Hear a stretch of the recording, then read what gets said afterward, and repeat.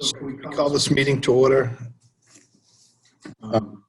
This meeting is being held remotely as an alternative means of public access pursuant to the order issued by the Governor of Massachusetts dated March 12, 2020, superseding certain provisions of the open meeting law. We are hereby advised that this meeting and all communications during this meeting may be recorded by the town of Scituate in accordance with the open meeting law. Meeting will have a question and answer session following each public meeting. And the butters will have the ability to raise a hand or any interested party to speak to this. We're going to try to keep comments to under 3 minutes, please. Thank you. So does anybody have any additions or changes? I don't think so, Frank. Good. I make a motion to accept the agenda. We have a motion from Rich. Do you have a second? Second, Doug. Thanks, Doug. So all in favor? Where's my roll? Okay. Sorry.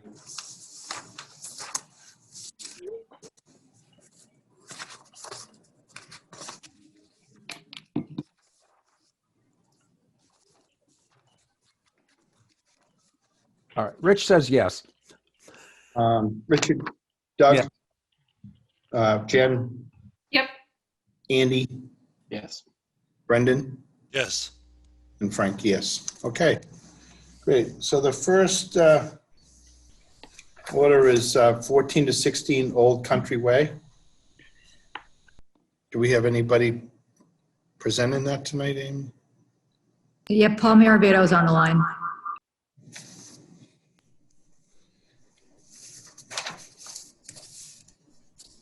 You there, Paul?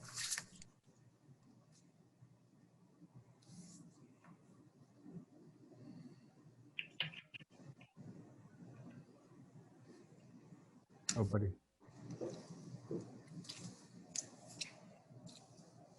We're asking him to unmute, but nothing's happening. Ooh.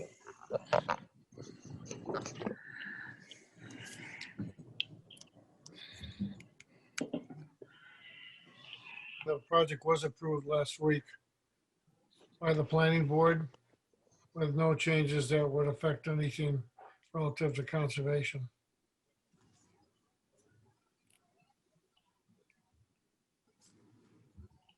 Anything else? No, that's it. Okay. Richard? Jen, do you have the diagram or the plans to put up? There we go. Okay, I just had to clear my mind here. No, I don't think I have any questions. Now I remember it. Yeah, I'm good for now. Okay. I'm good. Jen?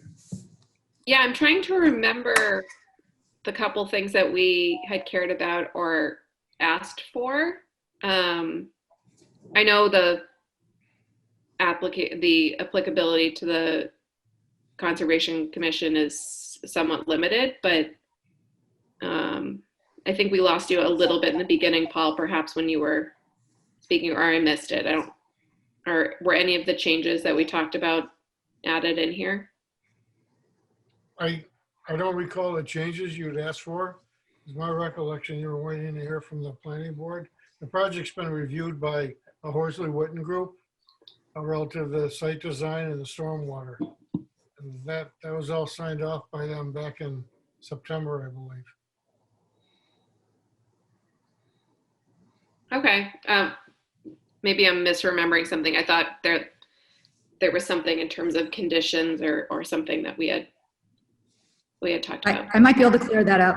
Okay. Should I do that now? Go ahead. Okay, sorry for the echo, people. Anyway, so. Oh. I don't know if it's worse with headphones on or not. Nope, this isn't gonna work. Hold on.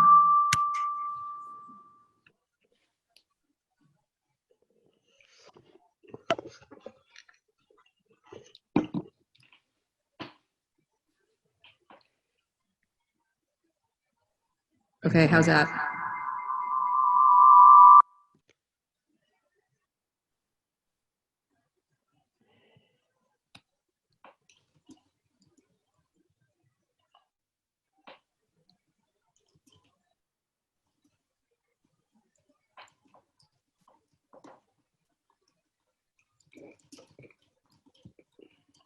Okay, so So there's I'm just reviewing Amy's notes with there's her. 4 new things that were submitted since, and we need copies. So, We can close pending receipt of these docs. so Paul, it appears that there were 4 documents that were received since the last meeting. Or there's a site plan from 11/9, and then an O&M plan from 11/9, an alternative, an analysis. What's the LTPPP? Long-term pollution prevention. Long-term pollution prevention plan. So we don't have those documents. Oh, those were asked for by the planning board as part of the site plan review. Morse went and reviewed them. There were some minor edits made to them last week. The last revision date on the plans of the planning board was November 9th. The only other edits we made to the plan were administrative. There's some notes on one sheet that we changed relative to issues with the zoning bylaw. But there's nothing of a technical nature that changed. But we still need to get those plans. Okay, the planning board has them. I mean, I can submit them to you as a condition if you so choose. Some of the work's in the buffer zone. The stormwater system, for the most part, on the driveway is outside the buffer zone, and that's tied into the condo documents as well. That were submitted to the planning board. Those were prepared by Jeff DeLisi of Ornberg Associates. And Ross Engineering did the O&M plan and the alternatives analysis that was part of the site plan review. The town planner had some minor edits that she had requested prior to the meeting Thursday, and we made those and sent them to her accordingly, so. I think what we're just saying is you should submit the same ones to this commission as well. All right, I can send you copies of those. Okay. All right. Where did I leave off? Andy I'm all set. and Brendan? I'm fine. Thanks. Okay. Did I see somebody with a hand up for this one? Okay. Amy, is there anything else other than these pieces? Is there anybody in the audience to speak to this? So, Paul, the only question I had, and I think I brought it up at the last meeting, was the distance from the inlet and the outlet of that pipe is within 50 feet of the project. And this is a tributary to the reservoir. It's not our purview. I believe the planning board deals with tributaries that flow into the reservoir. That's correct. My question is the distance from the inlet or the outlet of that pipe to this project being within 50 feet. Do those trigger any other review? No, in the zoning bylaw, there's a tributary to a reservoir. It can't see alteration within 150 feet of the tributary. The zoning board granted relief for this project from that requirement. That was done, I think, in 2019. Mm-hmm. So the planning board's aware of that. And the review consultant was as well when they prepared their comments. But is the planning board the authority to grant that, is my question? And again, it's not the conservation's purview. It's No, that requirement's in the zoning bylaw under the floodplain and watershed protection district. I think it's 470.6F. It simply says that you can't do any work or activity or remove vegetation earth moving within 150 feet of a tributary to the reservoir. And again, the zoning board decision from, I believe, 2019 granted relief from that requirement. I see. Okay. All right. It's just something that's come before us. And again, even though we don't have, we seem to be in the middle of that. um, As long as it's been addressed, I'm good. Amy, do you think we can close this subject to pending those pieces? So we can take a motion to close, and if you can just Pending receipt of documents. pending receipt of the documents, all right? So could I get a motion for that? Unless there's somebody else that wants to.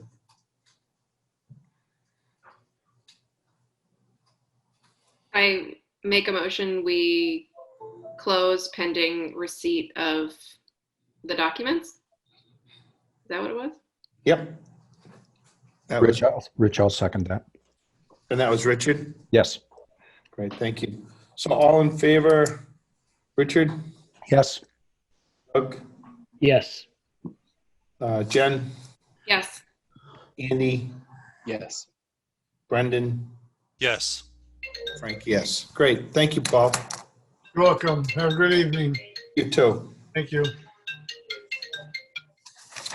So let's see, we have a request to continue 8 Newell. Has anybody got the book? I'm missing Penny. I- Vincent says the date. So we're going to continue 8 Newell Street to January 6th. Correct. There we go. We just set a time of 5:15. Yes. So I'll make a motion. Can we do both Newells at once? I think that's a good idea, Richard. So I'll make a motion to move both 8 Newell Street items to January 5th at 5:15. January 6th. January 6th of 2021. Great. Do I have a second? Second, Doug. A second. So all in favor, Richard, Yes. Doug, Yes. Jen, Yes. Andy, Yes. and Brendan. Yes. Thank you. So 0 Booth Hill Road. And we have a request.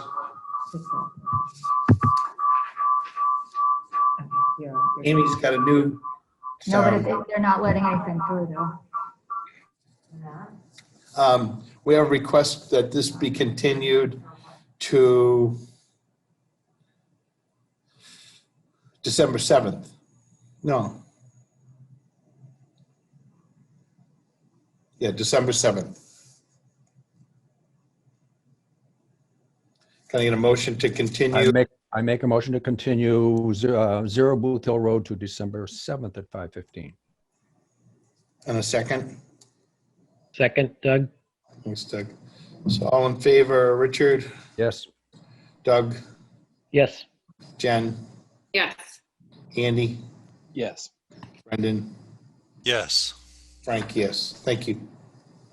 Okay, so now we have a request for determination of applicability for 25 Harvard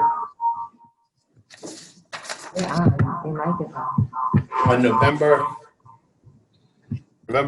16, 2020 at the 4:00 PM at Town Hall. Situate Conservation Commission will act on the request of Kevin Arsenault for determination of applicability, Massachusetts Wetlands Protection Act and the Situate Wetlands Bylaw for activity related to constructing concrete pad to mount generator, property known as 25 Harvard Street, Scituate, Mass. Butters and other interested parties are invited to attend. Information to access this virtual meeting is available and the agenda posted on the town website. So, do we have anybody presenting that?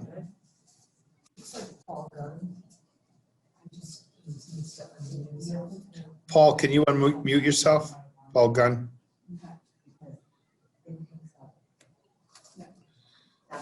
Was that my fault? Hello there. Okay. Thank you, Sherry.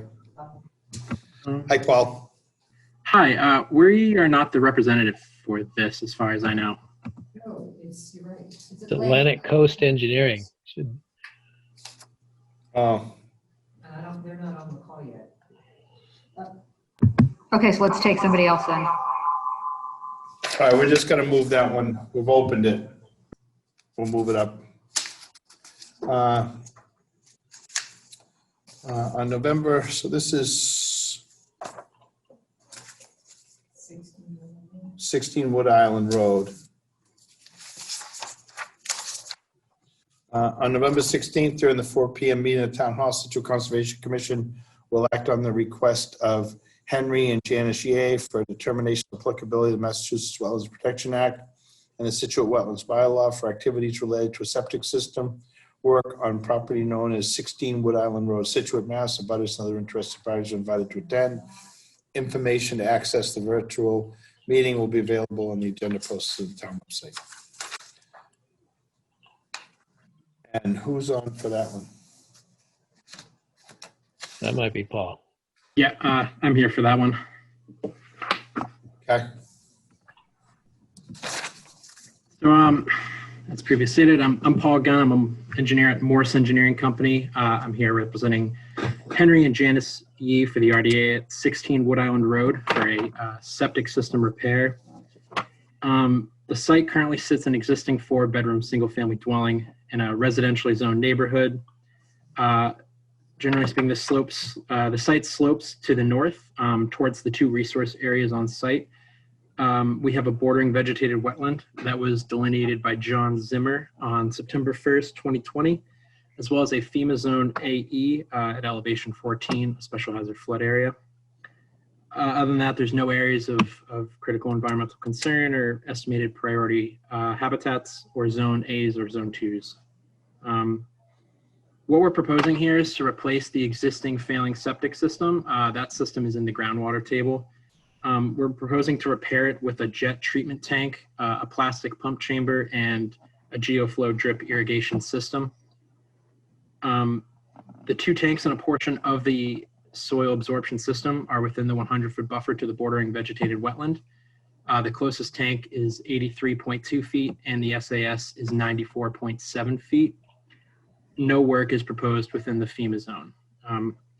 All the area being disturbed is previously disturbed lawn that will be restored as such after construction with loam and seed. We've essentially moved the SAS here as far as possible from the resource areas. Anything further to the south, and we start running into some pretty serious ledge constraints as far as Title V is concerned. So this area right here is currently the best we could do. And of course, we're providing a treatment tank, which provides much higher effluent treatment than a conventional system. And we do have an erosion control barrier to the north in between the work and the wetlands to prevent any erosion issues. I believe that is all I have. I'll turn it over now to the commission for question or comment. Thank you, Paul. Richard? Well, I don't have any engineering questions. I'm not the right person for that, but I've been out to that location and I have to agree, I can't see where else they could really put it. So I would look at it as an improvement. Okay. Doug? I agree with that. Only question I had is how deep are those drip lines, Paul? They're down about 4 or 5 inches, or We have them proposed at 6 inches down. 6 inches down? Yeah.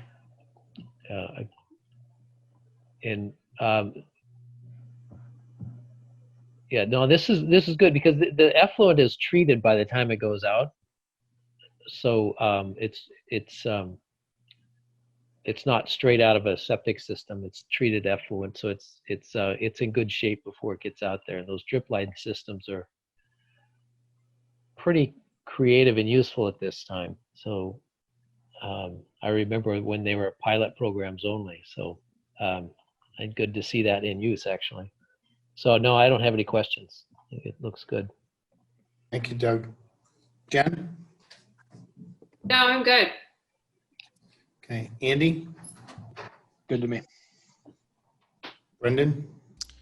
I'm good.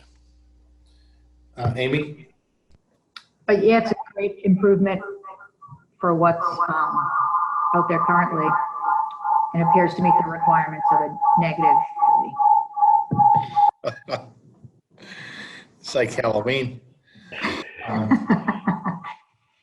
Oh my God. Do we have anybody in the audience for this?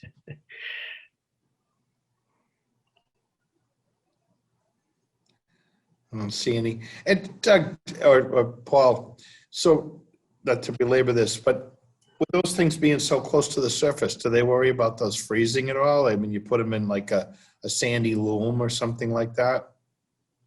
Not typically. They're designed so that they drain back to the pump chamber after the dosing completes. So you don't really have any standing water within the actual drip line itself. Typically, it's all pressure dosed, and then it'll flow back to the pump chamber, whatever doesn't escape through the perforations. I see. And then the material, though, is like a sandy loam. That's what the field is made of?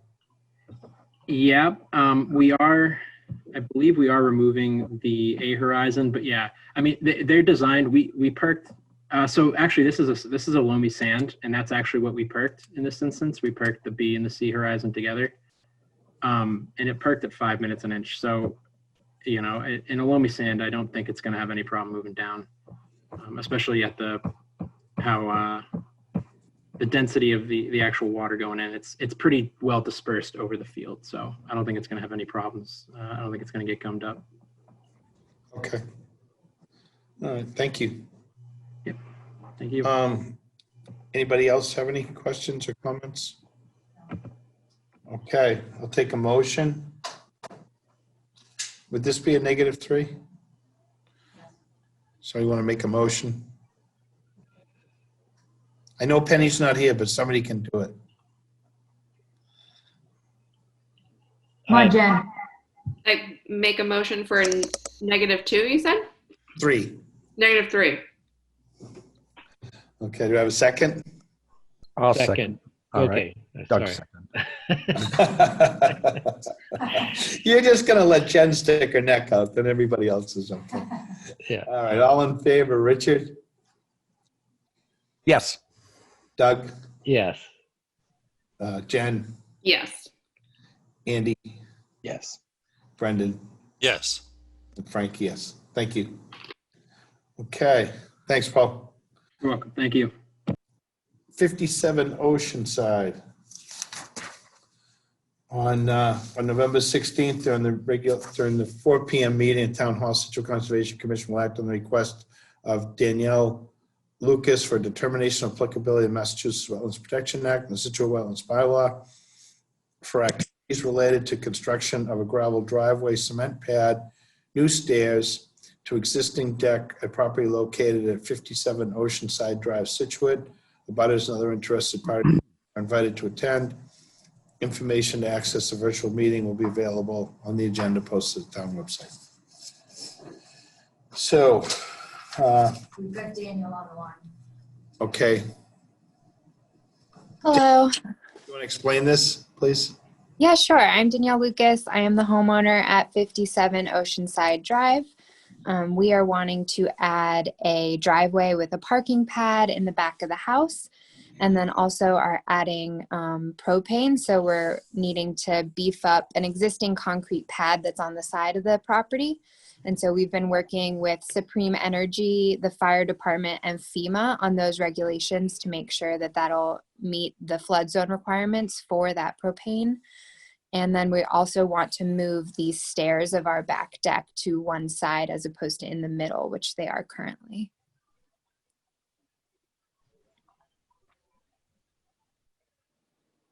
Okay. Just can you explain us a little bit, is there an existing drive there now? There's just a grass driveway. There's no actual like cobblestone or anything. Okay. Richard? Well, are the dimensions of the grass driveway similar to what this is proposed? And I'm reading this is gravel. It's not asphalt or concrete or anything. Am I correct? Correct. It's gravel. And we are working to get our plot lines figured out right now, just because we are very close to our neighbors. So we just want to make sure that that's all figured out before we do this. We're working with C&G Surveying, and they just sent us the first draft. I think they're working on finalizing it now, but these dimensions shown on here are all within our plot, our property lines. I think we'd need the more specific drawings before we'd be able to close on this, but that's just my opinion, and I'm happy to move on for the moment. Okay, Doug? This is an RDA, correct? Yes. All right, and so there's an existing driveway. It's just being extended a little bit to go around, make that corner. There's just a grass driveway, and so we're wanting to make it gravel. Oh, that's grass, huh? Okay. I'm looking on Google Earth as we talk here. It looks like it's more substantial than just that, but it's probably been driven on enough. And they're on the opposite side of the road is the there's houses on the other side of the road before you get to the water. Yes. So so this, I'm guessing this probably an area we're in an area with coastal zone flooding, right? So it's probably an A zone or something. Did that? Yeah, Amy's shaking her head. Okay.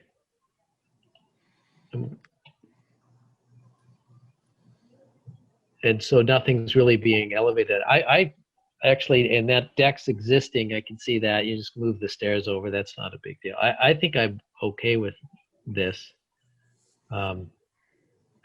Yeah, I mean, you'll want to know exactly where the property lines are just so you don't build anything on your neighbor's property. But Right. yeah, but if anything, the driveway would get smaller. It wouldn't, get bigger. Right. That was the case. It looks like you just got enough for a single car to get in there and Yep. Comfortably park in the back. So yeah, I'm good with this. My only question it's in an A zone is I don't know what the rules are about those propane tanks. I don't know that off the top of my head. Is it like one of those large propane tanks that's going to power?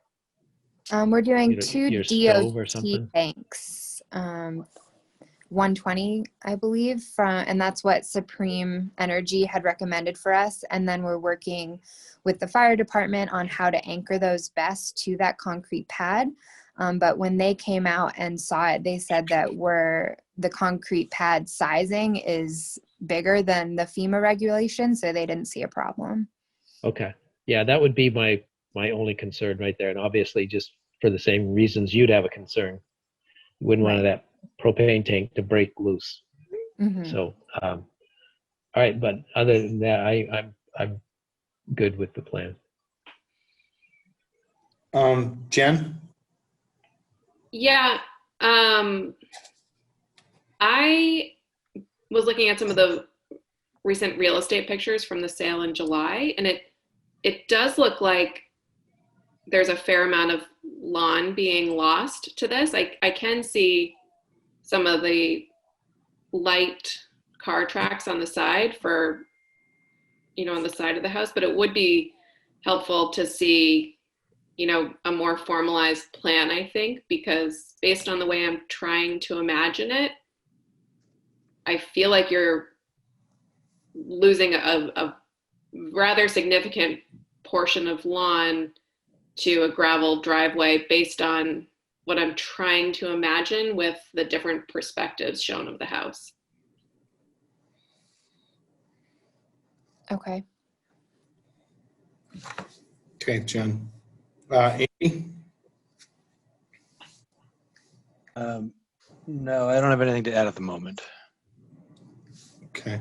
Brendan? Yeah, I have nothing more to add. Okay. Amy? Okay, hopefully you can hear me. I think it's Frank. Is that me? Should I? Your computer is also talking. Amy, try and talk now. Okay. See, Frank's not plugged in, right? So all we hear is echo. Can you guys hear that? Yeah. Oh, yeah. I can give it a whirl. Oh my God. Danielle, it looks like you might need some heat wherever you are. Yes, it is freezing. We were at the house and currently have no insulation, no heat. No. Ooh. Okay, how's that? Yeah. Better. I guess it was my computer. Imagine that. Who knew? Oh my God. Okay, so, I mean, I think that what they're proposing to do is meets the requirements of a negative determination. The resource area is flood zone, so it's AE. As Doug said, it is across Oceanside from the direct oceanfront seawall. I think Jen was trying to pull up the fact or point out the fact that it's lawn, so conversion of lawn to paved driveway. I mean, so if anything, it would trigger stormwater if it was like an increase of impervious over 25%. I mean, we could go in that direction. Approvals for an RDA. I mean, you don't really have a lot of weight in your permit, but if the applicant is agreeable, perhaps we could, in lieu of a NOI, we could try to work out a swale or some kind of stormwater management. But otherwise, I think this is an approvable project as a negative finding. Amy, is gravel considered impervious? It can be. Okay. Compacted gravel, I think, has the same Okay. coefficient as pavement, or very similar. Doug, would you agree with that? Yeah, and it's kind of like your email to getting back on that. I talked to an engineer before this meeting. It really has to do with how many fines there are in the mix. So if it's a coarse enough gravel, it'll stay a lot more pervious than. But yeah, if there's a lot of fines in that, and actually what you're looking at, this has been probably driven over quite a bit. It's probably pretty hard as it is. That you're not going to increase that a whole lot, and the driveway goes all the way to the back of the house, which is the extent of about where they're proposing that it's going to go. So it's not. You would have to try to quantify the difference between the two, of what they have now. But yes, if there's a lot of fines in it, and over time it packs down, it's just as hard as asphalt. But if they put in a more coarse mix with the stones, it'll stay looser. So you'll get more water to flow through there. That would be the consideration for that. And then I'm sure when they install the driveway, they would do some sub excavation to get down to a sandy material, and then put the rock over the top of that. So that also will help increase that. So I think it can be done. And I know an RDA, we don't condition it or anything like that, but that would be the only my suggestion to Danielle is just to have the contractor build something that the driveway would be as impervious as they could make it, or pervious as they could make it. Yeah, using a more coarse mix. I know that's a little bit of a pain because rocks tend to creep, but you've kind of got a good edge there with the side of the house to keep the stones from getting all over the rest of your lawn all the time. The other possibility wouldn't be using crushed shells, would it?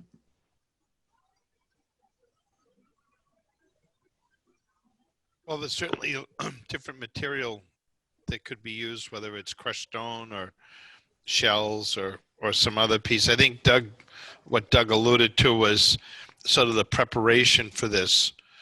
So the loamy material is going to be excavated. What we don't really have is any sort of a cross section or any real detail. If you don't mind if I jump in, the edging what does the edging consist of, Danielle? It looks like the driveway's edged on both sides. Yes, we got a quote from Landscaping, and they said it would be jumbo granite cobblestone. Okay, so you're going to edge Yeah. the driveway with cobble. Yes. Okay, and do you recall what their proposal in terms of removing material within the driveway? Let's see. It says they're going to bring in a skid steer to help with removal and grading. They will loam and seed any disturbed areas. And then it's 250 feet of granite cobblestone, type S mortar, 9 yards of stone pack, 9 yards of 3/4 white stone. Oh, there you go. So But- the white stone will be on top. Then. Well, That's good. 9 yards won't go very far on that driveway. Was that for the whole driveway? Yes, it says estimated removal of 18 yards of material, and then it's 9 yards of stone pack with 9 yards of 3/4 white stone on top. So 18 yards of stone total. Mm-mm. Yeah, it's about 10 feet wide. So, I mean, that all seems reasonable. I think that's what we were getting at, which makes sense. The other piece is we can't condition anything on someone else's property. So what we're going to approve is something that goes on your property. And so before you get started, you want to make sure that you do have that property line down, because you can't request permission to do something on someone else's property and have the commission approve it. So whatever we're approving is solely on your property. Okay, understood. Maybe you could just get that narrative, the part about the removal and the hard pack and the stone and the cobble, just make that part of your application. You could just bring that in. I think we can still vote this, in my opinion. But maybe we could just get that little bit more of information. Sure, so just bring in like the quote from Landscaping. Yeah, or the description of what you're going to do. If you could add that to it, would Okay, be great. And you can email that to us, Danielle. okay, perfect. All right. So with all that being said, we don't have anybody else in the audience, right? So I'll take a motion. Jen, you're getting good at this. Is it a negative? -2 or something? -3. Oh, maybe Richard should take over and make a motion for a -3. I'll second that. There we go. So all in favor, Richard, Yes. Doug, Yes.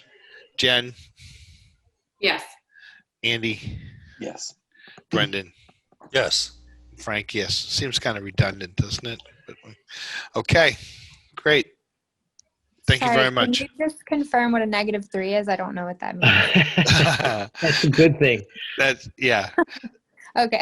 So when you requested for a determination of applicability, if we found that it was applicable, then it would get a positive determination, and then you'd have to file a notice of intent. So a negative in this case is actually a good decision for you. Got it. Okay, thank you. All right. Good luck. Thank you so much. Yeah, and you do want to get that information to us, and then you'll have a little you'll get a number, an RDA number, and you're going to want to post that number on your property, in your window, something like that, while they're doing the work. Okay, sounds All good. right, I'll send that right over. Just like a building permit. Thank you very much. Thank you. So now we have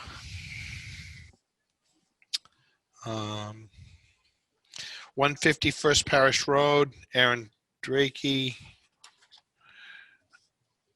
On November 16th, 2020, during the 4 p.m. meeting at Town Hall, Scituate Conservation Commission will act on the request of Erin Drakeley for determination of applicability, West Massachusetts Wetlands Protection Act, the Scituate Wetlands bylaws for activities related to a fence and debris removal at property known as 150 First Parish Road, Scituate, Mass. Abutters and other interested parties are invited to attend. Information to access the virtual meeting will be available on the agenda posted on the town website. Good evening. Hello. Hi, Erin. So maybe you want to explain a little bit what you're doing with your home? Sure. So I moved in just over a year ago, and the lot here, you can see in the far top of the screen, there's an existing stone wall that goes that shows the edge of the property. And I bought it from one of the original family members. It's been in the same family since like 1923. So what I would like to do is where that stone wall is and up and down both sides is put a deer fence to block out the coyotes and the deer from coming in. I just got a new puppy, and I've been out with the puppy and had 3 coyotes around us, so it was quite frightening for me. And also where you see the big oak tree right by that green line, and to the left of that, apparently I think in the past people used to just throw all their garbage in the back. So there's just tons of garbage and debris in the wetlands right now. So with that, fence going around, I would like to then have access to clean out the garbage and continue to clean up this lot. So far I've been doing what I can to try to clean up the lot, but I would like to get approval to put a 5-foot deer fence around it and to keep the coyotes out so I can be safe, and the dog and the puppy can be safe, and we can clean up the rest of it. That's Amy, the plan. okay, thank you. Did we get a submittal with this? I was just looking to try to pull it up on my computer, but we didn't get a plan submitted. Oh, no, we did. We got a narrative and a hand-drawn plan, but then what we have screen shared actually is a plan that was prepared by Ross Engineering, like 6 years ago or something like that, for the former owner. And that was a request for determination for the resource areas. So we took that plan, and the green line is the resource area where the flags are. And then there shows the 50-foot buffer in red, and then the 100-foot buffer in purple. Okay. And then also you can see off the back of the house, there's what was an existing chain link fence area for the former owner, whose name was Flood. I don't know if you remember her or not, Frank. Susan Hands. Oh, Hand, I'm sorry. Flood, Hand, sorry. So, yeah, I mean, Scituate has a 50-foot no disturb buffer. So that was one of the things that's identified on this plan. I know your lot has been around for a long time, so perhaps there's already clearing into this buffer. Yeah, I mean, with the stone wall fence, I think has been there since the first went into the former owner's family, right? So I've seen the deeds where it went to that family when they put the house in 1923, and that showed the stone wall there as the back boundary, and then all the garbage is in that 50-foot area. So I've been able to pull things out, and there's just rusted old cans, like things that should not be in a wetland. So I've been, on my weekend, trying to go in and clean some of that up. So there's just a lot of debris back there that I'd like to get out, so you do get to see the natural wetland ferns and skunk cabbage and everything grow. But right now there's just a lot of garbage back there. And Frank, do you have this plan? Can you see this plan? So I'm seeing the plan with the wetlands delineation and the buffer zones. But what I'm wondering is, where is she proposing the fencing? It would go around the boundary. So right where it would just go up and down around the boundary of the property. So where the stone wall is, it would extend. It would be right along the stone wall, and then up both sides, and then connect to the back of the house. So you're requesting to put the fence inside the wetlands? Yes. But it'd be a deer fence that you don't see. You know, it's intended to go, you know, be in an area where it's wooded and you would, you know, it's not a visible big fence. It's a black mesh fence. Well, why don't we pass this around first, commission members? Can it just, so that's the two requests really, because we're not seeing that. So the two requests are that you clean out the wetlands and the buffer area. You want to remove debris and trash and things like that. And then number two, you want to fence in the yard, which is all the way back to the property line. Right, to keep the coyotes out because they come right up to the back of the house. Mm-hmm. But that is, am I right? We have pictures, photos. That's the two. That's the two things you're asking for. Yes, yeah, the fence, yeah. So I'm requesting the fence, and also I guess if I have to request to be able to clean out the garbage, then I'm doing that too. Okay. Well, any work in the wetlands requires permission from the commission, Oh, okay.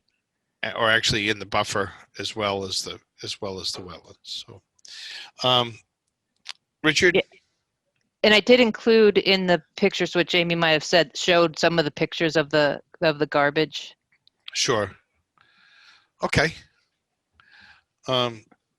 Richard, did he have to leave?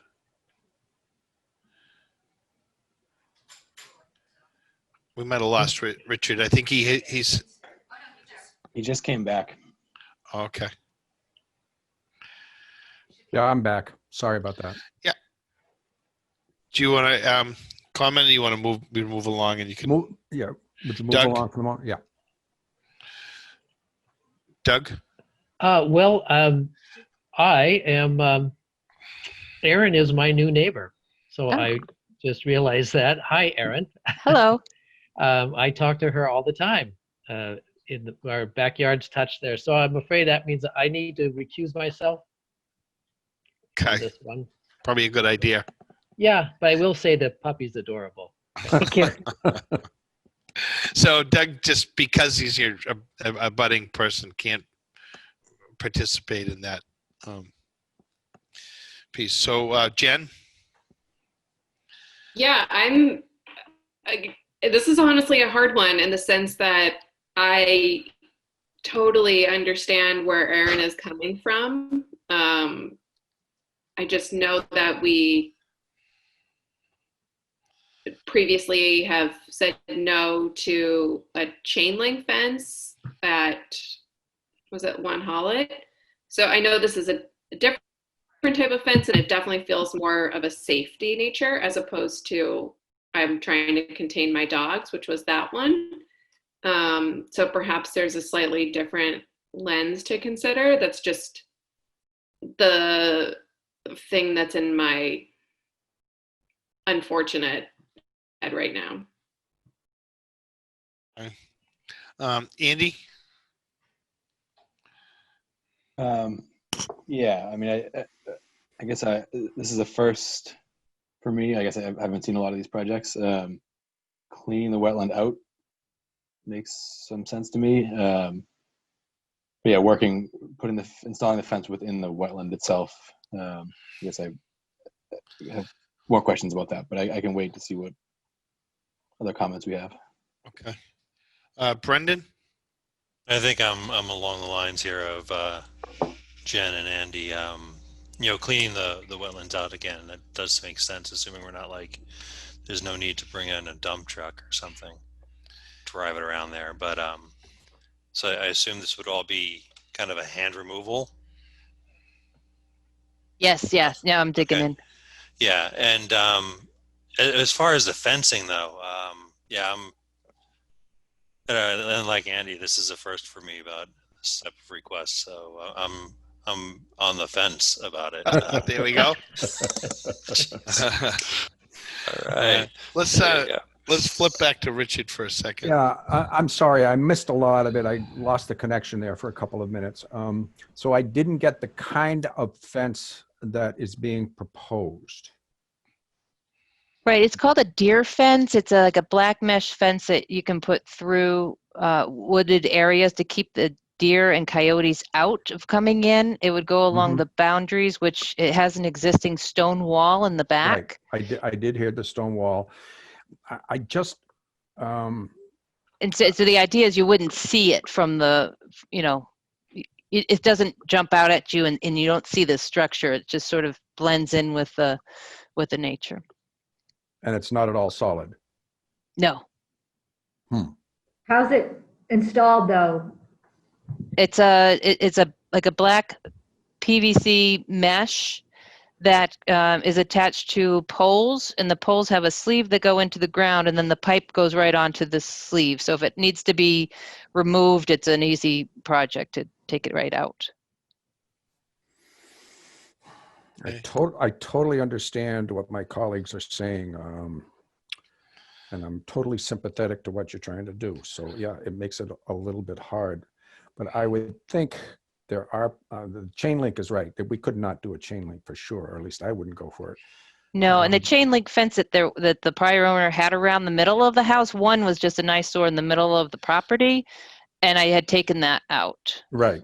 But the other thing I will say, and I guess I'm just throwing it out there, is there are plenty of places in wetlands or coastal areas where we have permitted certain kinds of fences as long as there's a flow through that's not impeded at all if water did come up. So I'm not sure what to say other than this is a tough one, but we ought to be able to try to figure it out.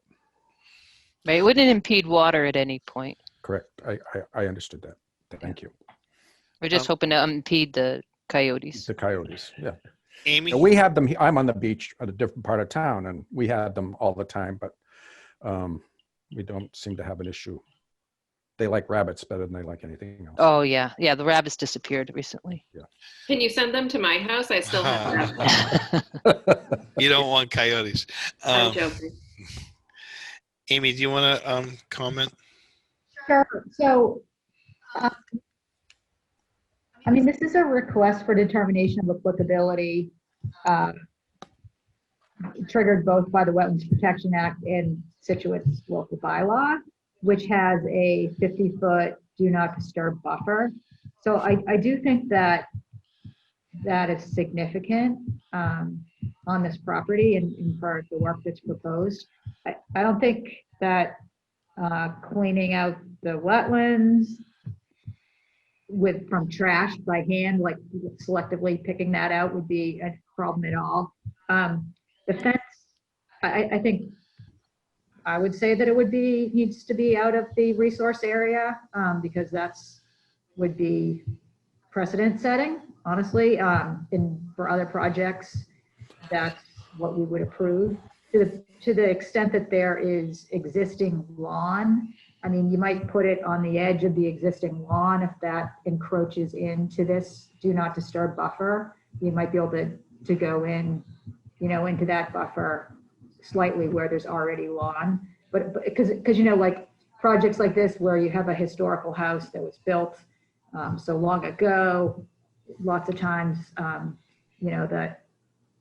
the work or the area of developed area where it's landscaped and lawn does creep closer to the resource area boundary. But it's good if we can try to get an improvement out of this, and because we do have that buffer for a reason, and that's to protect our resource area. So what the guy's talking about. Okay. Erin, are you familiar with the plan that shows the wetlands line? Now I am, yeah. I hadn't seen it prior, but Okay. Amy did share this with me. Okay, so at some point, when the Hands had that property, they had that delineated, and I kind of remember something happening there, and I just can't remember why they had that delineated. But at any rate, a wetlands person came out, marked the edge of the wetlands, and then showed the buffer zones that are in there. And the commission is tasked with the responsibility of protecting the wetlands. And we appreciate your effort to clean things up. We know over time people encroach on the wetlands. They may not even really realize they're there entirely. This is a really low sloping a slowly sloping lot, so it's not like it drops right into a swamp or something like that. It just sort of gradually goes into a wetter area. But nonetheless, they've determined where that wetlands line is. And so in terms of cleanup within that, certainly removing debris, things that have been tossed in there and cleaning that up. But you want to be mindful that you are working in a wetland, and anything that you're doing in that should not be destructive. It should be more improving that wetland area. Wetlands are good for recharge, but they're also good for habitat for other animals and amphibious mammals, whatever. So we try to protect that, and that's why the town of Scituate has a buffer zone of 50 feet, which isn't supposed to be built on unless there's extenuating circumstances. So I think it would be make sure that we're clear on the kind of cleanup you're doing. People have come before us and said, we'd like to clean up a mess back there, and then we find that they're in there with an excavator or some other heavy equipment and digging and doing additional things, which we don't want to have happen there. So it's important to know sort of what your plans are in terms of cleaning that up. And then B, all of us that have small dogs or animals, kids in the yard or whatever, are concerned about the coyotes and keeping them out. And so we understand you wanting to fence that, but you're also requesting that you fence within the wetland area. And typically that would not be something that we would condition. I'm not sure that, I can't really tell where your lawn starts and stops. Do you have any idea, like in relation to the wetlands line, how much further the lawn goes? Or Doug, do you have? Yeah, the lawn, if you see the green line, and you see the big tree. Yep. It's right up, well, it goes pretty close to that, into that green line above where the tree is. And then there's some buffer woods area that abuts Doug's area. And then, so we do mow a little bit in front of that green, the tree, straight across to the other side. And then it pretty much follows that green line and goes, it pretty much follows the whole green line, I would say, as far as where we mow, what has been mowed. I mean, as you get closer to the left side of the lot, it's more mossy, but that's always been mowed as well. Sure. So I guess my inclination would be up to everybody else to think about it a little bit, but I get that you want to protect that with a fence, and the deer fence seems to be a lot less intrusive than chain link or something like that. But if the deer fence could follow the line of the lawn, then I think that's something that the commission could condition, or we don't really condition it, but approve, in my own opinion. But I don't think that we'd want to see that fence go back to the stone wall. And I realize you want to have some extra yard for the dog or whatever, but because the wetland isn't just drainage or recharge, it's a whole number of things. I think that fence should stay on the edge of the lawn, is my own opinion. And I'm open to, we can roll through this again. Richard, I don't know if you got. No, I think that's a good idea. And I think that's one way that you could perhaps get a fence, as Amy said, and now you've said, get it inside the start of where the lawn is. Maybe have some sort of a gate in it so she can have access to the rest of the area rather than have it totally clamped off so she can't get to it. But yeah, put it in the lawn area. At least we can consider that. Okay, I'm going to jump to Doug in a second, but I don't want to be discouraging, because we appreciate people coming forward and we appreciate you cleaning this up, and we're not trying to lock you out of your property. We're just trying to also follow our mandates or rules that we have to. But Doug, actually, Doug, you're recluse. So, Jen. Yeah, I was pulling this up on the old internet while Frank was talking, just to try and see, like how far back this goes. So I think I share that sentiment that Frank expressed in terms of, placement of it. Maybe it's something that, not to add something to Amy's plate or Frank's plate, but like a field visit of just kind of walking it to see realistically where it could be placed might be helpful. Because if I was you, I would definitely want the same thing. I mean, but there's absolutely no way it could be beyond the green line. It would just be. Even though that there is a fence back there, I mean, there's a wall that exists. There's no like grandfathering of any sort, because putting it inside of that wall really cuts out the view. The beauty of the lot is in that wetlands area. Yeah. So if you're putting a fence anywhere in front of that wetlands area, you're taking away the view of the wetlands area. Yeah, I mean, I would let Frank or Amy chime in, but a stone wall is not a fence. All right, the stone walls that are built all through New England, all through the woods, some of them go through a wetland or whatever, but it doesn't change the wetland line. It is your property boundary, but it doesn't change. So, yeah. Well, let's keep going. Andy? Yeah, I mean, I agree. I don't think it go in the wetland, because if we're keeping out deer and coyotes, or conceivably keeping out other critters that are integral to the ecology of the wetland. Oh, I can guarantee we're not doing that, because they've bitten. I think I understand they bite right through and they go right through. So it's really just for the coyotes and the deer. Yeah, well, I mean, I think if there's a barrier there, it depends on, I guess I have to find out more about the material of the fence. But yeah, I think we shouldn't be in the wetland, so there would have to be some plan that would be outside of it.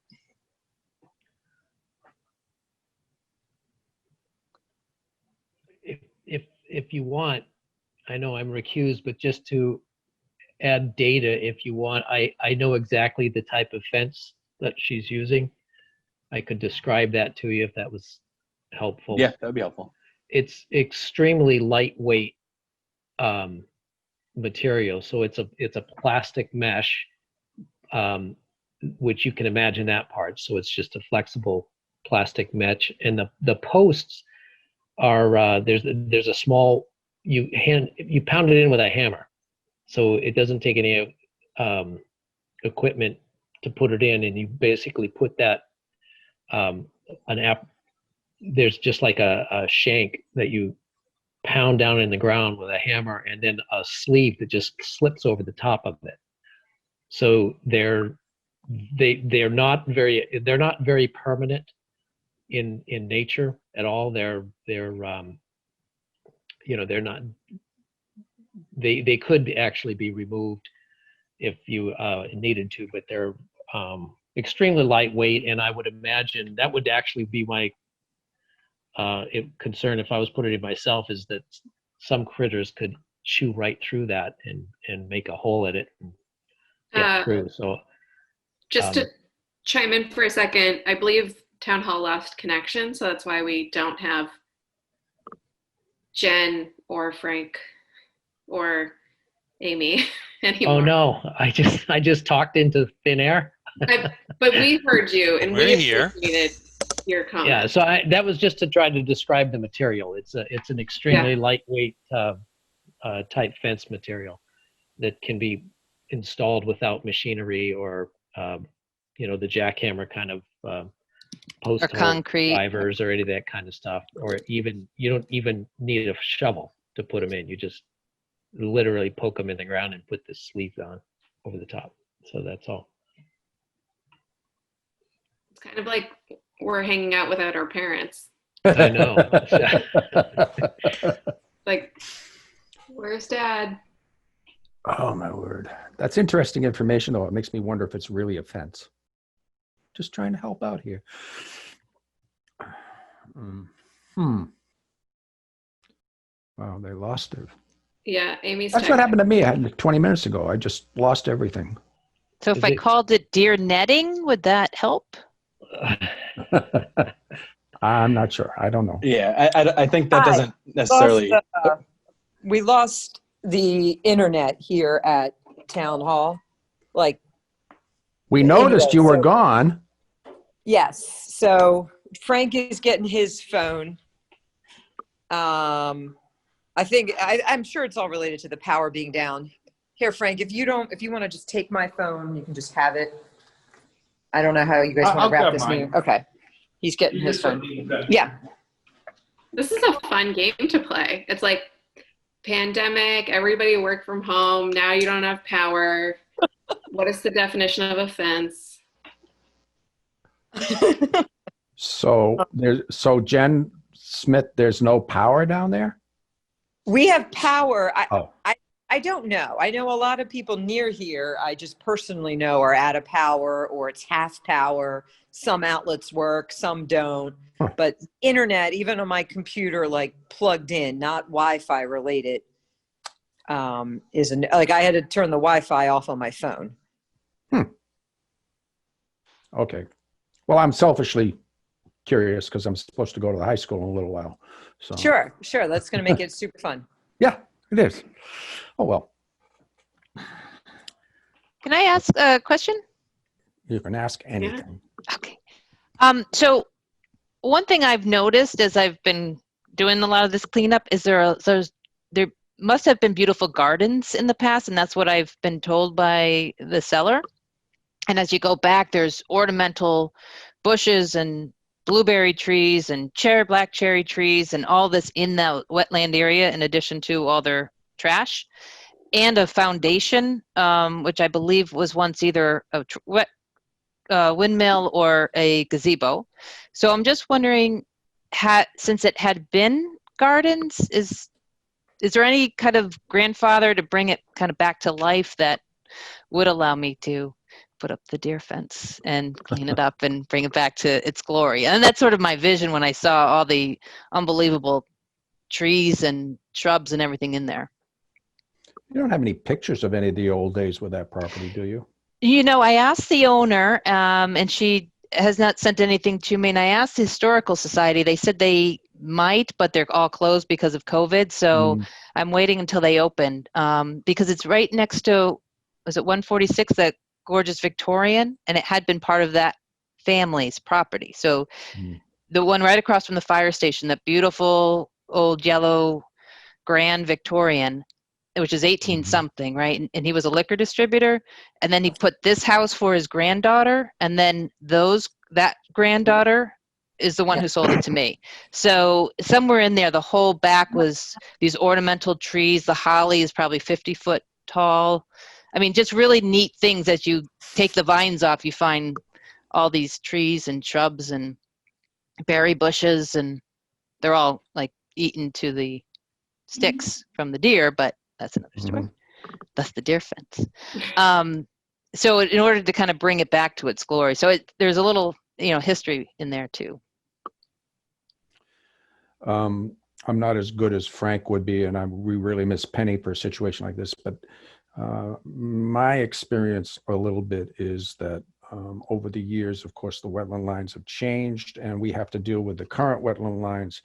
But there is some historical perspective if it can be proved that it was utilized for other purposes. And I'm not sure how deep we can get into that. I just don't honestly know. But our best two historians, well, Frank will be back, we hope, soon, and Penny is not in tonight, but she would be at the next meeting.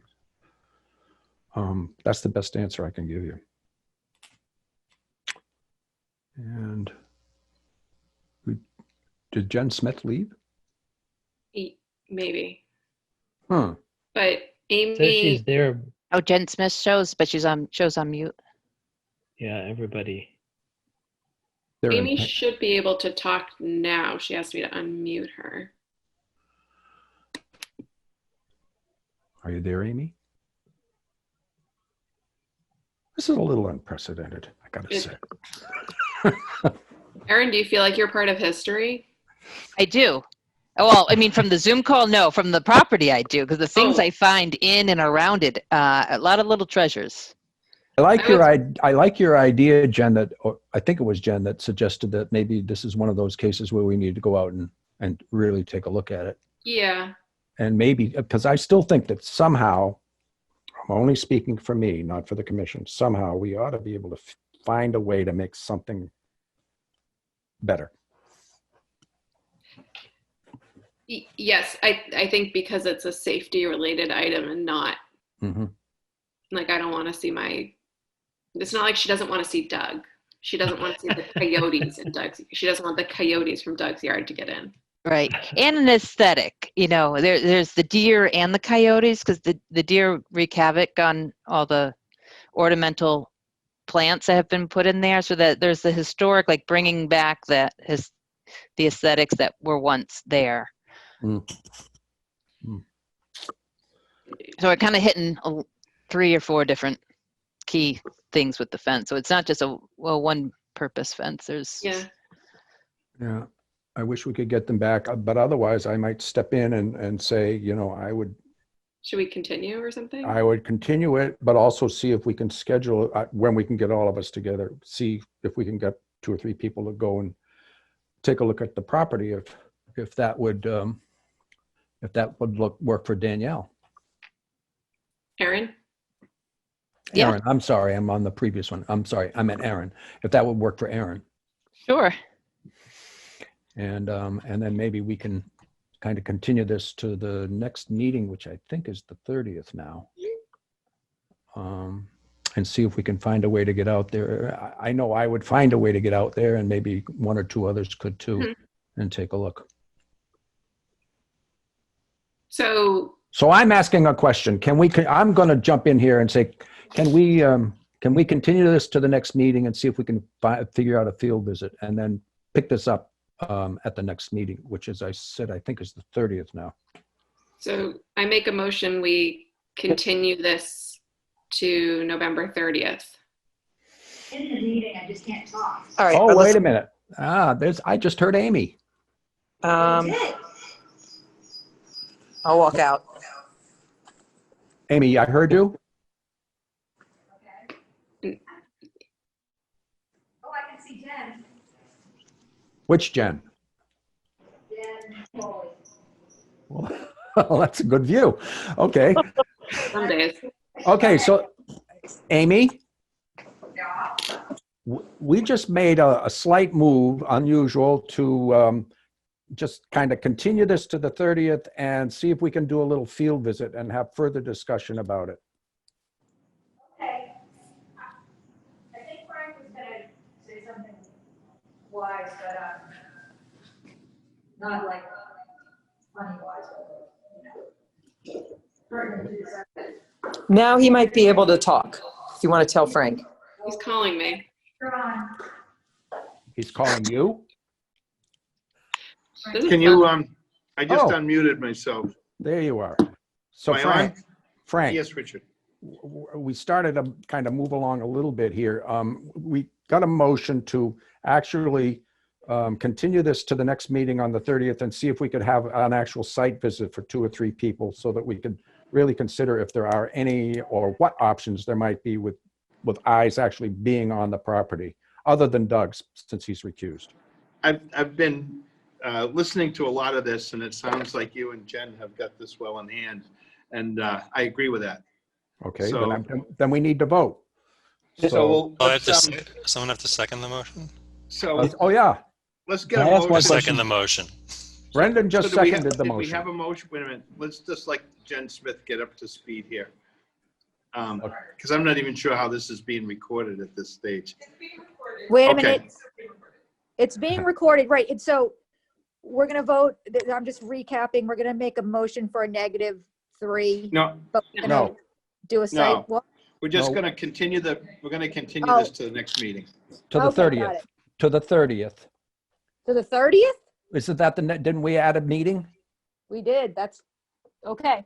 Okay, Sounds to the good. 30th. And then in the meantime, I know Jen Foley and I will figure out, and certainly anybody else is welcome, but we'll figure out a time to actually go see the property before then and see if we can at least envision some way that this might be able to work.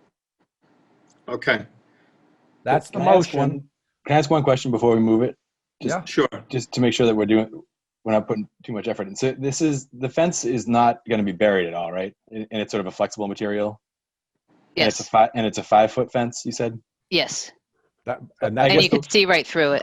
So the one question, I guess the one thing I would maybe encourage you to look at before we go through the whole thing is I don't know that will keep out coyotes or deer.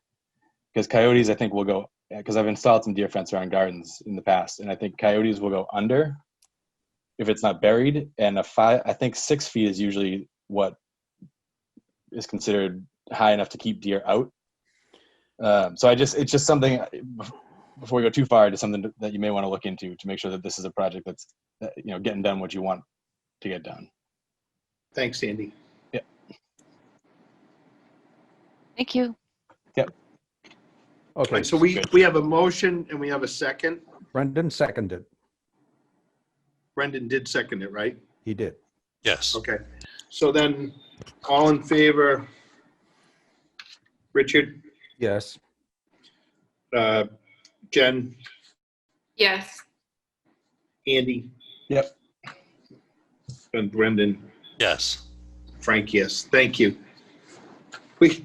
We're all in different rooms here now, scared about town hall, trying to make this come together.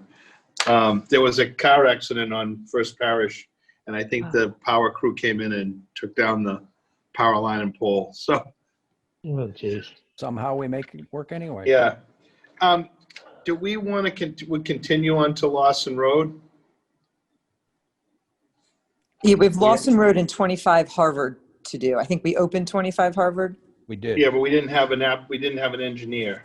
But Yeah, but now I we think do. we do now. Jed Hannon is here, yep. Okay, so do we want to go to that? 25 Harvard. 25 Harvard, since it's open? Yep. Yeah. Okay.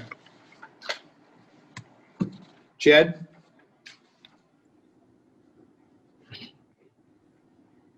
Where are you, Jed? Can we let Jed in? Yeah, there he is. Good evening. Can you guys hear me okay? We can even Yes. see you. Oh, excellent. Good evening, Commission. Jed Hayden with Atlantic Coast Engineering. This is a rather simple RDA. The owner of the property is looking to put in an emergency backup generator, given that the property's in Hummerock, not too far from Hummerock Beach. And as you all know, Hummerock's a coastal barrier beach and automatically triggers a conservation notice. So as you can see on the plans, the intent of the layout would be to put in an elevated emergency backup generator on a concrete pad above the flood elevation, so that, just for that reason, so they have backup power for the house. And that is really all that's involved with this project. There's no other scope involved. At this point, I'll open it up to any questions you might have. Richard? So Jed, is this, I kind of know, I certainly know the area. Is this a concrete pad on the ground, or is it raised on a deck or something that's already existing? It would be coming right off the ground. So there'd be a little bit of, ground prep with dense graded, gravel compacted, and then the form work with the rebar, and then of course pouring the concrete. And what, approximately 5 by 5? The generator's 2 by 4, then we want a foot, so 3 by 5. 3 by 5. Okay. We added a foot and a foot. Yep. So Pretty it's in Humrock, there's probably about 60 of these around. I don't know how else to do it other than some of the raised houses have them up on decks. That's why I asked that question. But other than the normal prep work, which guys with more engineering than I have might have something to say about, I have no problem with it. Okay. Doug? No questions. I don't have any problem with it. Jen? Yeah, I'm good. Andy? I'm okay. And Brendan? I am good. Great, thank you. Thank you, Jed. Okay, so we're on to 96 Lawson Road. No, hold on. We need to have Amy talk, and we need a vote of some sort. Oh, yeah, we need a vote for that. We need a motion, sorry. We haven't heard from Amy yet. Go ahead. Right. It appears to meet the requirements of a negative finding. All right, thanks. In that case, I'll make a motion for a -3. Second. I'll take it. And that was Doug Alberg for a second? Yeah, I'm Richard for a motion. For a motion. So all in favor, Richard? Yes. Doug? Yes. Jen? Yes. Andy? Yes. Brendan? Yes. Thank you. I just figured maybe there was extenuating circumstances. What was that? Sorry, I said thank you, guys. Have a good evening. You're Thanks, welcome. Jen. I thought maybe there were extenuating circumstances where we could just kind of roll over a few more things. Hey. Okay. So 96 Lawson. On November 16th, 2020, during the 4 p.m. meeting at Town Hall, Scituate Conservation Commission will act on the request of David and Lynn Minor for a determination of applicability of the Massachusetts Wetlands Protection Act and the Scituate Wetlands Bylaw for activities related to septic repair at property known as 96 Lawson Terrace, Scituate. Abutters and other interested parties are invited to attend. Information to access a virtual meeting will be available on the agenda posted on the town website. And I can't see either Jen or Amy. So, It's Paul Gunn who's going to talk. okay, great. Paul, you there? Yep, I'm here. Okay. All right, so as previously stated, this is an RDA for the replacement of an existing failed septic system at 96 Lawson Terrace. The site currently sits a single-family house with 4 bedrooms in a residentially zoned area. Generally speaking, the site slopes to the northeast towards the only resource area on the site, which is a bordering vegetated wetland that was delineated by John Zimmer on October 7th of this year. There's no zone 2s, no zone A's, or any areas of critical environmental concern or priority habitats. The plan essentially is to abandon the existing failing septic system and replace it with a 1,500-gallon pump chamber, 1,500-gallon septic tank, 1,000-gallon pump chamber, and ARC 36 infiltrator leaching chambers. The closest of the tanks are about 67.5 feet away, and the field being 61.5 feet away from the bordering vegetated wetlands. Given the site constraints, this is about as far away as we can get from the resource areas. There's quite a steep slope. If you can see the front left of the property, that's kind of preventing us from pushing that septic too close to any of that lot lines, in addition to Title V setbacks. All of this is previously disturbed lawn area, and of course will be restored as such post-construction with a loam and seed. And we've also added an erosion control barrier to the north to prevent any potential runoff into the resource area. I believe that's all I have. I'll turn it over now to the commission for a question or comment. Okay, thank you. Richard? No questions.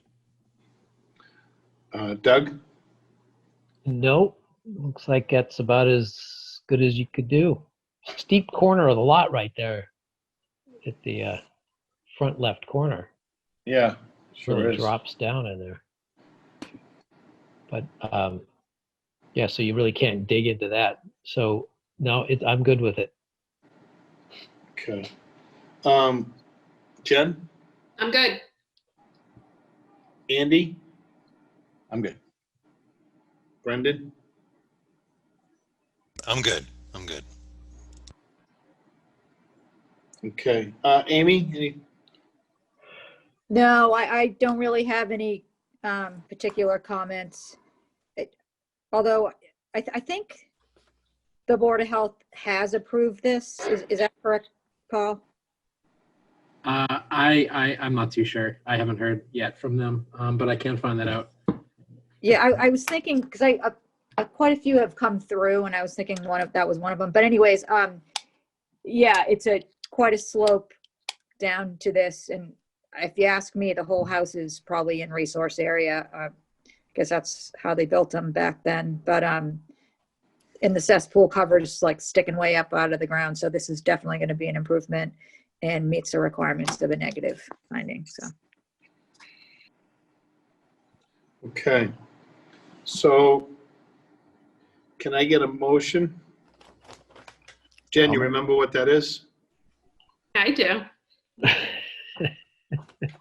Let her make the motion. Make a motion for a -3. I'll second it. Richard second. So all in favor? Richard? Yes. Doug? Yes. Jen? Yes. Andy? Yes. Brendan, yes. I did forget to see if there's anybody in the audience, but I don't think this one drew a crowd. Well, I say yes. Okay. Thank you, Brendan.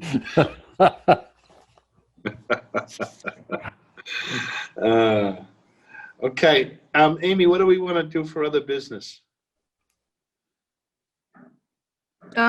We had a request for a minor modification for property on Crescent. It was, hold on. 98 Crescent, where we had approved earlier in the year an addition to this house. It's right on like the corner of Crescent and Edward Foster. This is the actual house, and then they had torn down the house next door.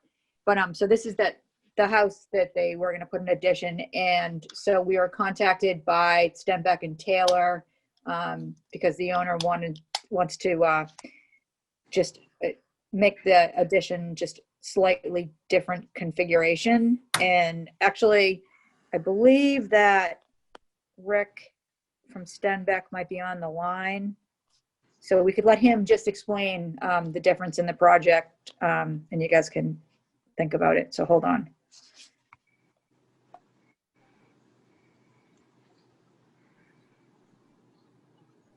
Jen, can we get Rick from Stenbeck unmuted, please?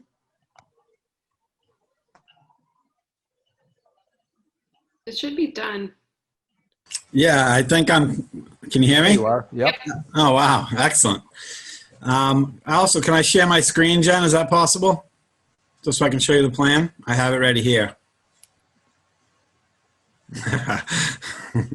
If not, it's okay. I think we'd have to go into some of the settings that Scituate Television has set up for that. Right, yeah, it says I'm disabled, so that's fine. Okay, so basically, Morse Engineering had got the project approved fairly recently. We came in, we do a lot of work for the builder who's building the addition, and they made some changes to it was really a porch they were adding on to the back of this house, but not a porch that, a typical porch. It's a pretty good addition on the back of the house, but it was what was approved previous. This new addition is similar in size. It's a little bit bigger. It's actually about 400 square feet larger, but it's positioned in a way which would, if I could show you the plan, or maybe you have the plan to look at there. It's not closer to the resource area. It's larger into the backyard outside the flood zone, and it's actually further away from the coastal bank than what was approved previously. Rick, can you try to show us that again? I think Jen made you a co-host. Oh, sure. Yeah, I think so. Can you see that? Not yet. There we Yes. go. Got it. Nice. All right, great. So in red, I have the new proposal. Underneath, you can see the previous approval, which is the dotted line. So over on the resource side, on one of the resource side on the coastal bank, they were approved at 61 feet off the coastal bank there. And in red, you can see the new proposal is at 63. But you can see that it's larger over on the northwest side of it.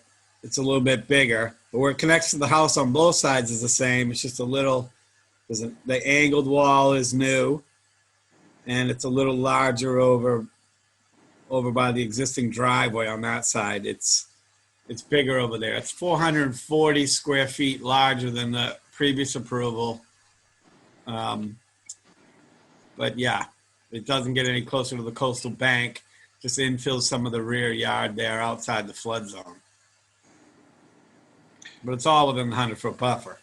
Rick, is this a two-story addition or what are we talking about? It's a porch. It's a porch, but it's a two-story porch. Stone. I mean, this is not. I mean, these are. It's a very nice porch that they're putting on this house. I don't know if you're familiar with the property, but it's a pretty high-end property. It's a pretty high-end porch that's going on it. But it is an open porch, roofed porch. But there's a lot of nice stonework and stairways. It's very nice. And even the previous approval was the same. It's not different than the previous in that aspect. It was always a two-story porch with a nice stairway coming down. They just changed the shape of it and slightly changed the size of it since the approval. And this red reflects what they're hoping to do. Yeah, and I felt that this would meet the requirements of a minor modification without a full amendment, for what it's worth. Helpful. It's always important, Amy. That's helpful. So this expansion area doesn't trigger anything else on this site? Stormwater or anything like that? I don't believe so. Yeah. The increase in square footage doesn't trigger any stormwater piece or any other. Not to my knowledge, Frank. I mean, we're well under the 5,000 square foot threshold. The addition, the previous approval was 1,200 square foot of the addition, and the new proposal is 1,600 square feet. So like I said, there's the 400 square feet, but we're well under the threshold of stormwater. Okay. Do we have any plans or anything for what they're trying to do, or right now is it just conceptual looking for? There is plans, and I'm glad that we made it on tonight. I submitted this draft plan to Amy with the question, does this meet the criteria for a minor modification? And she was kind enough to put me on tonight, which was great. So I had prepared the site plan, but there are full architectural plans and everything for this proposal, for sure. Okay. So I guess, Richard, your thoughts? No, I'm fine with it. I just would want to get a copy of those plans, of course. Okay. Doug? No, I think it seems simple enough. I know that the property next door is owned by the same folks, is it not? That is correct. And so I don't know if there's a larger submittal, but I don't see that this deck has anything to do with that. So, no, I'm fine with it. Okay. Jen? Yeah, I'm good. Okay. Andy? I'm okay. Brendan? I'm fine. Okay, so just the only thing that's going through my mind with this is obviously this first project was advertised and approved, advertised so that abutters and everybody knew that what was happening. This is something that's gonna project a little bit further, but it is within the scope of that. Is it worth notifying the abutter to the South. south? Yeah, well, there's two abutters that are pretty close. The one on Edward Foster's right there, and then the one on Crescent. But under the minor modification, it's not a public hearing. I mean, it's just this kind of administrative conversation, you know? Right. I just think if it adversely impacted someone in some way, could they question the commission's decision to make that change? I don't disagree with you, Amy. I'm just wondering if it's worth the applicant at least sending it out so that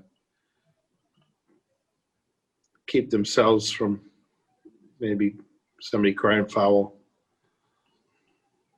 Yeah, Rick, do you think that you could get acknowledgement from those two abutters that they're okay with this project change? Would that be difficult, or? I believe so, Amy. I've spoken to the butter to the south out there, not the other one on Foster you mentioned, but if that's what is required, we can take care of that. And, you know, obviously if they have an issue with the change, you know, we have to come back in, then that's what he has to do. Sure. I'm not, you know, it's really, that's outside of our purview is the resource area and the impact with that. But I'm just saying, when you have a public hearing and someone has an expectation and then they go away and it's different. Right. So I think that it would be to your benefit to make that notice. Sure. Okay. I'm totally on board with that. Yes. Okay. Do we need any formal vote with that, Amy? Yes, please. Okay. So I take a motion to amend for minor modification as shown in the plan with. But, right, not an amendment. It's just you're voting to accept a minor modification with this revised site plan. I'll take a motion to that effect. So moved. That was Second. Douglas and Richard second. All right. All in favor, Richard? Yes. Doug? Yes. Jen? Yes. Andy? Yes. Brendan? Yes. Frank, yes. So that was Doug for the motion and Richard for the second. Okay. What's next, Amy? Thank you. Welcome. Thanks. Thank you. Thanks, Rick. Actually, we want to vote in our orders definitely before this call ends. And let's get those done. Can we do them all at once, or do you have to do them individually? No, you can, I think you can do, we can have the penny approach. So I would, for the orders of conditions make a motion to accept the orders of conditions for 132 Maple Street, 17 Old Farm Road, and 43 Oceanside Drive as presented. Second. Do I have a second from Doug? So all in favor? Rich says yes. Doug? Yes. Jen? Yes. Andy? Yes. Brendan? Yes. Frank, yes. Okay. Draft minutes? We're not doing that. Liaison reports, if you guys want to do some quick liaison updates and correspondence, and that's the meeting. Can I jump in here and excuse myself? I have to go to town hall and work on the town meeting. I'm not town hall, the gym. Yeah. Okay. Thanks for your Thanks, civic Rick. duty, Richard. Good luck. All right. Thanks, guys. Talk to you soon. Take care. Bye. Don't spend too much money tonight. No, just in Humrock. All right. Wow. Okay. Anybody want anything to add to this? Frank, you had some liaison type info to talk about, didn't you? Just wanted to update folks. The bridge at Higgins McAllister is probably 80%, might even be 90% complete as of today, which is good news. We were able to get that in before the brook started to fill up. And hopefully by the end of the week, that'll be pretty much in place. And then we're working towards finalizing the maps for the kiosks. We've been trying to make some revisions there and a few more changes and just tweaking out some of the last minute things. So hopefully we can get a proposal for the rest of the printing maps and signage and hopefully get that all pulled together. But it's getting close. One of the Boy Scouts, I think I might have said this the last meeting, one of the Boy Scouts got all the kiosks up, and our trails crew's been out there keeping things opened up and cleared, and it's had some great feedback from folks walking this fall, really enjoying the properties. So it's been good news. And maybe Andy, I know Andy's been talking about the Appleton field and farming, and I don't know if you want to just give everybody a little brief thought as to where that might be headed. Sure. Yeah, no major updates. The volunteer crew continues to prep the field a little bit and just put in a little bit of work to get things moving. I think at this point, we probably need to outline, a vision and get that on paper just for everyone to kind of approve or agree to. So I'm trying to sketch that out now and hopefully can bring something forward in the near future.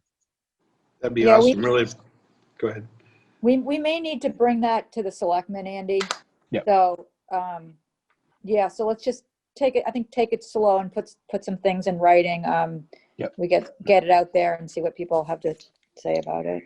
Yep. Yeah, I'll work on that. Just trying to get some insight into, what's realistic for space in terms of community versus a tenant, if that's the right word.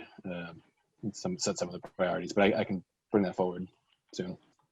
We really appreciate you doing that. Amy and I had brought a couple of things to the attention of the town administrator, and he just cautioned us to be sure that we kind of dot our I's and cross our T's. When I first got on the commission, we had issued a lease rather than a license for that field, which after a couple of years between bad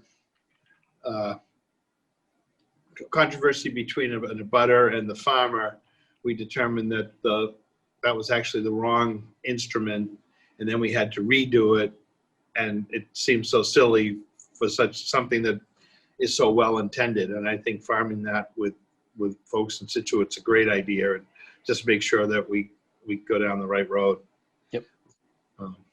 Thank you very much. Sure. Anybody else? Well, this was quite a twisted meetings. I think I'm looking over at Jen Smith and she's holding her forehead. I think totally amazed we ever got through this. We started with my computer with bad feedback and it just went downhill from there, but somehow This is an example that we can just persevere and get through anything, because it doesn't get much worse than this. I'm just sitting holding a cell phone, Frank and Jen, and we're walking around the halls. I don't know. That's crazy. Well, I'm sitting here smiling, but I'm looking over at Jen and she's just about done. I think she'd like to switch her iced tea out for something stronger. All right. Let's, how about a motion to adjourn?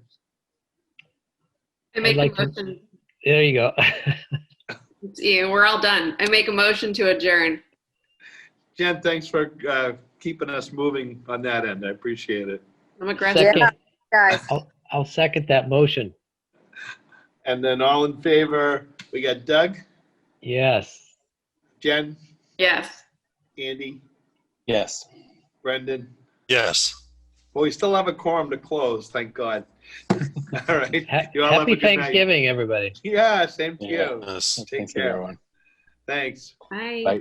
Bye. Thank you. Bye. Happy Thanksgiving.